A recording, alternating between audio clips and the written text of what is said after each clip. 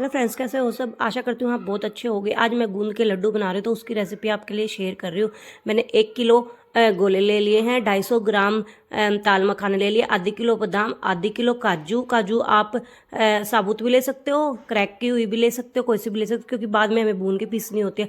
और हमने 1 पाव गूंद ले लिया। हम 1 पाव गूंद के लड्डू बना रहे हैं। और हमने शुद्ध देसी घी लिया और खांड लिया, 3 किलो खांड ली है। और शुद्ध देसी घी 4 किलो हमने शुद्ध देसी घी भैंस का मंगाया था, तो हमने भैंस का घी लिया, क्योंकि भैंस के घी में ही जो आर्टिफिशियल घी होता है, मतलब जो पैकेटों का घी होता है, उसमें हम नहीं बनाते हैं। हम हमेशा देसी घी में ही लड्डू बनाते हैं, बाहर से मंगा के, हरियाणा से मंगा के।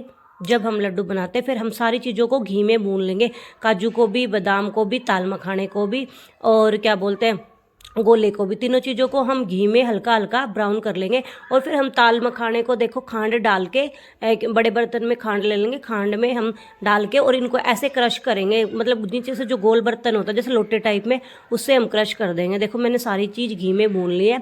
और फिर हम इन काजू को, बादाम को और जो नारियल होते हैं, गोला होता है, उसको हम मिक्सी में पीस लेंगे। और इसको ताल मखाने को हम ऐसे क्रश करेंगे, पहले ताल मखाने को क्रश करेंगे, फिर ऐसे ही हम गूंद को क्रश करेंगे इसके अंदर। और ये गूंद के लड्डू बहुत टेस्टी होते हैं, आप प्लीज़ ट्राई करके देखना। ये शरीर में कमजोरी होती है, बच्चा कमज़ोर होता है, बच्चों के लिए भी, बड़ों के लिए भी। ड्राई फ्रूट आप अपने अकॉर्डिंग डाल सकते हो, ज़्यादा भी डाल सकते हो, कम भी डाल सकते हो। ड्राई फ्रूट्स से इसमें बहुत ज़्यादा मतलब ताकत आ जाती है, और गूंद में तो वैसे ही ताकत होती है। प्लीज़ आप ट्राई करना, ये लड्डू बच्चों के लिए बनाना। मैं 1 पाव गूंद के हिसाब से क्वान्टिटी बता रही हूँ आपको। आप ड्राई फ्रूट्स ज़्यादा भी ले सकते हो, कम भी ले सकते हो। देखो ये मैंने सारा गूंद भी फ्राई करके निकाल लिया। और फिर हम इसको भी ऐसे ही क्रश कर देंगे जैसे हमने ताल मखाने को खांड के अंदर क्रश कर दिया। उसके बाद हम 2 किलो आटा लेंगे।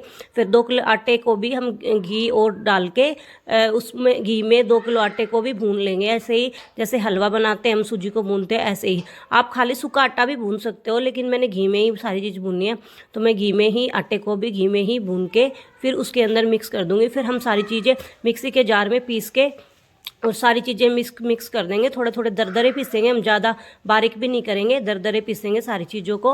और हम फिर सारी चीज़ें एक बड़े बर्तन में मिक्स कर देंगे सारी चीज़ों को। देखो ये मेरा आटा भी भुनने वाला हो रखा है। भून के हम देखो आटा सारी चीज़ों में मिक्स कर देंगे। काजू, बादाम, नारियल, गूंद और ताल मखाने और खांड हमने सबसे पहले खांड ली थी, उसी में सारी चीज़ क्रश किया।